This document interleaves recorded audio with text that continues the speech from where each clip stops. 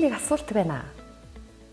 Монгол Улсын үндсэн хуулийн 1-р бүлгийн 1-р зүйлд Монгол улс бол тусгаар тогтносон бүрэн эрхт бүгд найрамдах улс мөн гэж заасан байдаг. Саяхан бид нар 11 сарын 26-нд бүгд найрамдах улс болсон өдрөө буюу улс тунхагласныхаа баярын өдрийг бүх нийтээрээ тэмдэглэлээ. Тэгвэл энэ бүгд найрамдах улс гэдэг нь юу н ямар учиртай юм болоо? Ийм манай улс шиг ийм бүгд найрамдах улсад засгийн эрх хэний мэдэлд байж төрийн удирдлагыг хэн хэрхэн хэрэгжүүлдэг юм болоо? Дэлхийн улс орнуудад одоо төрийн удирдлагыг хэн хэрхэн хэрэгжүүлж байна вэ гэдгээс шалтгаалж хаант төр амун бүгд найрамдах төр гэсэн хоёр хэлбэрийн төр байдаг. За дэлхийн олон оронд одоо ч гэсэн хаант одоо эрх мэдэлтэй төртэй засагтай улс орн байна. Гэхдээ хааны эрх хэмжээ өөр өөр түвшинд байдаг. Хаант төртэй улсад засгийн эрх мэдлийг угсаа залгамжилсан хаан хэрэгжүүлдэг. За зарим улсад угсаа залгамжлах хаан голдуу эрхтэй талаасаа явдаг бол зарим улсад хүйс харгалзахгүй гэхдээ ууган хүү давуу эрх идэх байдалтай. Зарим нэг улсад нь эрхтэй талаас хаан залгамжлах боломжгүй бол эмхтэй талаас залгамжлах гэх мэтээр янз янзын төвшөнд байна. Хааны бүрэн эрхийн хугацаа насан турших байх ба хаан улс төрийн хариуцлага үл хүлээж өөрийн үзмжээр бүрэн эрхээ хэрэгжүүлдэг. За хаант улсыг хааны бүрэн эрхийг харгалзан хэмжээгүй эрхт хаан засаг, хэмжээт эрхт хаан засаг гэж ангилдаг. За хэмжээгүй эрхт хаант засгийн хувьд бол төрийн бүх эрх зөвхөн хааны гарт буюу ганц хүний гарт төвлөрнө. Тухайлх юм бол хэмжээгүй эрхт хаант засагтай Катар улсын эмир, төрийн тэргүүн, засгийн газрын тэргүүн, зэвсэг зүчний дээд командлагч гэсэн төрийн бүх дээд албан тушаалыг нийгэм зэрэг хашдаг. Харин хэмжээт эрхт хаант засгийн хувьд хааны эрх хэмжээг үндсэн хуулиар хязгаарласан байдаг. Үндсэн хуульд хаант улс болох Монако улсад ван нь төрийн тэргүүн байх боловч эрх хэмжээний тус улсын үндсэн хуулиар тодорхой хэмжээгээр хязгаарлагдсан байдаг. За хааны эрх хэмжээг хамгийн их хязгаарладаг төрийн хэлбэр бол парламентын хаант улс юм. Парламентын хаант улс болох Швед улсад тухайлбал хаан нь төрийн тэргүүн боловч засгийн газар парламент нь хааны оролцоогүйгээр төрөө удирддаг. Хаан нь харин төрийн эрх мэдлгүй нэг осны бэлгэл төдий байдаг. Харин бүгд найрамдах улсын хувьд төрийг одоо угсаа залгамжилсан хаан биш харин ард иргэдийн төлөөллөөрөө бий болгосон төлөөлөгчдийн байгууллага гүйцэтгэдэг ийм онцлогтой. За энэ төлөөллийн байгууллага нь нэг буюу ерөнхийлөгчийн, хамтын буюу парламентын эсвэл энэ хоёрыг холбосон хэлбэрээр байж болно. За бүгд найрамдах улсын үндсэн шинж гэвэл төрийн эрх мэдлийг хэрэгжүүлэх байгууллагыг ард түмэн тодорхой хугацаагаар сонгодог. Төрийн эрх мэдлийг хэрэгжүүлэгчид өөрийн үзмж хүсэл зоригооргос хууль нийтлэг арх ашгийг удирдлага болгон ард түмний хяналтандаа ажилладаг. Төрийн эрх барих байгууллага хуульд заасны дагуу улс төрийн хариуцлага хүлээдэг гэсэн онцлогтой юм аа. Бүгд найрамдах улс болох манай улсын үндсэн хуулинд Монгол улсад засгийн бүх эрх ард түмний мэдэлд байна. Монголын ард түмэн төрийн үйл хэрэгт шууд оролцож мөн сонгож байгуулсан төрийн эрх барих төлөөлөгчдийн байгууллагаараа уламжлан энэхүү эрхээ эдлэн гэсэн байдаг. Гэвч мэдээж хэрэг ард иргэд бид нар бүгдөө хүн бүр төрийг удирдах боломжгүй.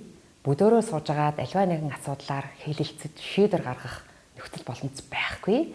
Ийм учраас ард иргэд бид өөрийнхөө сонгосон төлөөллийн хүнээрээ төлөөллийн байгууллагаараа дамжуулж энэ улсынхаа төрийнхөө удирдах эрхэд оролцдог. За бид нар өөрсдийнхөө төлөөллийн хүнийг сонгуулаараа сонгож төрд одоо үйл хэргийг хэрэгжүүлэхээр илгээх бол нэг хэрэг. Гэтэл энэ төрийн үйл хэргийг зөв хуваарлсан байх нь бид нарын буюу ард иргэдийн эрх эрхчлөлтөд хангагдах үндсэн баталгаа болдог.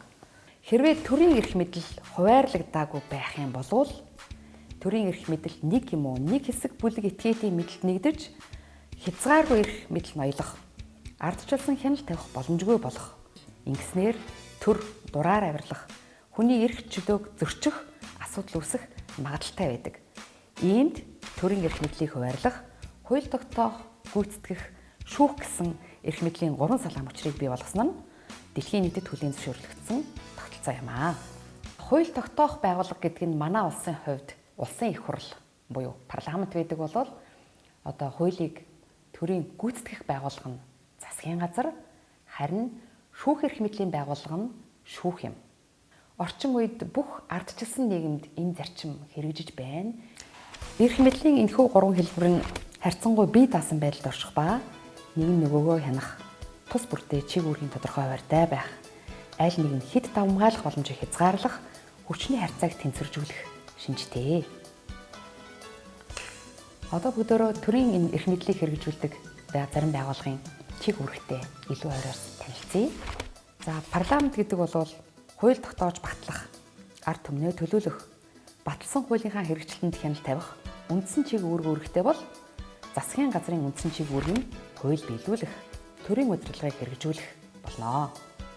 Харин шүүхийн үндсэн чиг үүрэг нь альва хэрэг маргаан гомдлыг шударга ёс төрийн хуулийн дагуу шүүмж өдөрлөж хүний эрхийн суурь нэмжээг хамгаалахад оршино. Хууль тогтоох эрх мэдлийн байгууллага болох парламент нь нийтээр дагаж мөрдөх эрхцэн хэм хэмжээг тогтоох үндсэн чиг үүрэгтэй бөгөөд ард түмнээс сонгогддог, хамтарч нийтийн зарчмаар ажилдаг ард түмний төлөөллийн дээд байгууллага юм.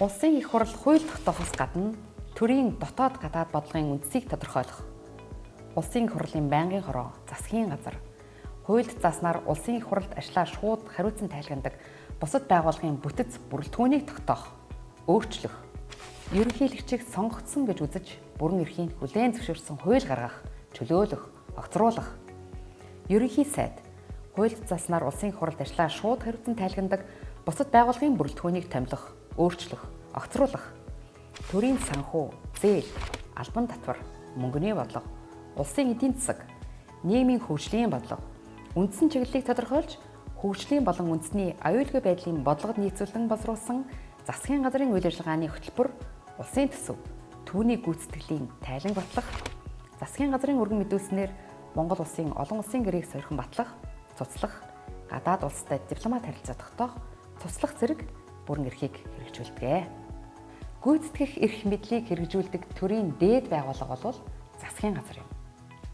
Засгийн газар нь төрийн хуулийг биелүүлж аж ахуйн нийгэм соёлын байгуулалтыг удирдах нийтлэг чиг үүргийн дагуу үндсэн хууль, бусад хуулийн биелэлтийг улс орон даяар захиан байгуулж хангах, шинжлэх ухааны технологийн нэгдсэн бодлого, улсын эдийн засгийн нийгмийн хөгжлийн үндсэн чиглэл, улсын төсөв, зээл, санхүүгийн төлөвлөгөөг боловсруулж улсын их хурлд өргөж гарсан шийдвэрийг биелүүлэх, салбарын ба салбар хоорондын түүнчлэн бүс нутгийн хөгжлийн асуудлаар арга хэмжээ боловсруулж хэрэгжүүлэх, хүрээлэн байгаа орчныг хамгаалах, байгалийн байлгийг зүй зохистой ашиглах, нөхөн сэргээх арга хэмжээ авах, төрийн захиргааны төв байгууллагыг шуурхай удирдах, нутгийн захиргааны байгууллагын үйл ажиллагааг удирдан чиглүүлэх, улсыг батлан хамгаалах хүчин чадлыг бэхжүүлж, үндэсний аюулгүй байдлыг хангах, хүний эрх чөлөөг хамгаалах, нийгмийн хэв журмыг бэхжүүлэх, гэмт хэрэгтээ тэмцэх арга хэмжээ авч хэрэгжүүлэх, төрийн гадаад бодлого хэрэгжүүлэх, улсын их хурлтай зөвшөлдөж дараа сойрхон батлуулахаар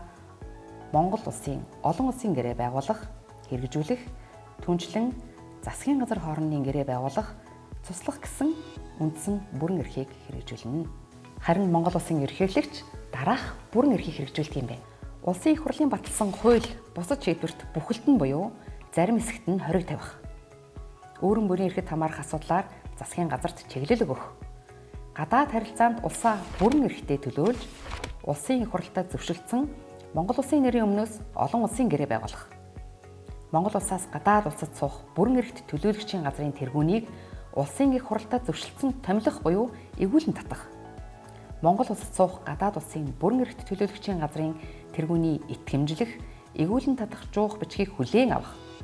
Улсын цол, цэргийн дээд цол хүртээх, одон медалаар шагнах, уучлал үзүүлэх, Монгол улсын харьяат болох харьяатаас гарах, тус улсад оргонох эрх олгох асуудлыг шийдвэрлэх, Монгол улсын үндэсний аюулгүй байдлын зөвлөлийг тэргүүлэх, бүх нийтийн буюу хэсэгчилсэн цэргийн дайчилгаа зарлах зэрэг болно.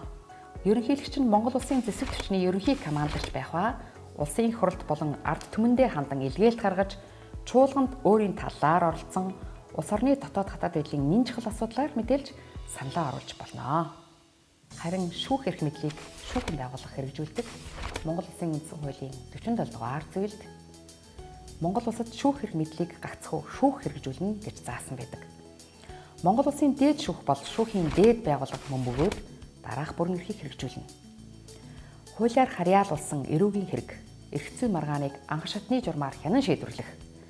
Давж заалдах болон хяналтын журмаар доод шатны шүүхийн шийдвэрийг хянан үзэх.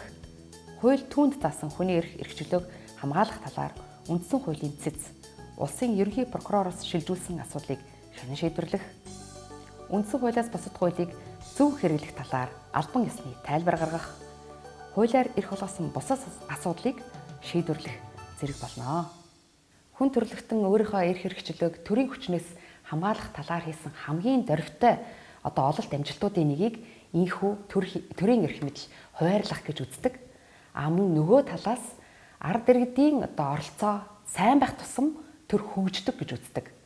Тэгвэл энийг бид нар өөрөө юу гэж ойлгож болох вэ гэвэл төрөө зөв голдролоор нь хөгжүүлэе гэвэл ард иргэд бид оролцоогоо нэмэгдүүлэх шаардлагатай юм байна. За биднэрт бол хуулиараа төрийн дэд байгууллага, улсын их хурлаа, ерөнхийлөгчөө сонгох эрх бидэнд олгогдсон байдаг. Харамсалтай нь энэ сайхан бололцоог залуус маань ашиглахгүй, энэ ашиглахгүй байгаа үндслээ сонгох шаардлага хангасан хүн байхгүй байна гэсэн ийм зүйлээр тайлбарлаж байгаа нь нэг талаас бид нар нөгөө төрийнхөө хөгжилд өөрийнхөө хувь нэмрийг санаатаагаар оруулахгүй байгаа ч юм шиг. Нөгөө талаас бид нарыг хүсээгүй төрд нийцэхгүй хүн төрд гарах ийм боломжийг үгээр олгоод өгчөж байгаа юм шиг юм байгаа учраас залуус маань хоошод бас энэ сонгуульдаа оролцох, төрийн үйл хэрэгт өөрийнхөө дуу хоолойг хөргөхөд идэвхжүүлэн оролцох шаардлагатай юм болов. За бас нэг хүний хэлсэн алдартай үг байдаг. Хэн ардчлалын үед ундна тэр диктатурын үед сэрнэ гэсэн үг байдгийг залуус маань бас тунгаан бодох нь зүйтэй болов. Нэрээ 1924 оны 11-р сарын 26-нд бид нар бүгд найрамд хусаа тунхагласан. Өөрөөр хэлэх юм бол хаанд засагтай байжгаад хаангүй болсон буюу төрийн эрх мэдэл, ард түмний мэдэл шилжсэний баяр Монгол улс бүгд найрамд улс болсон ийм баярын өдрийг тэмдэглэсэн. Гэвч манай Монгол улс түүхэндээ хаанд засагтай байсан үе өдий төдий байдаг. Тухайлх юм бол эзэнт гүрний үе, хамаг Монголын үе, баг хаадын үе, богд хаант Монгол улсын үе гэсэн хаанд засагтай байсныг бид мэднэ. За тэгвэл манай улсын түүхэн дэх энэ хамгийн сүүлийн хаанд засгийн үе буюу богд хаант Монгол улсаас бид нар хизээ, хэрхэн, ямар учраас бүгд найрамдах улс болсон юм болоо. Өөр судлаад үзээрэй.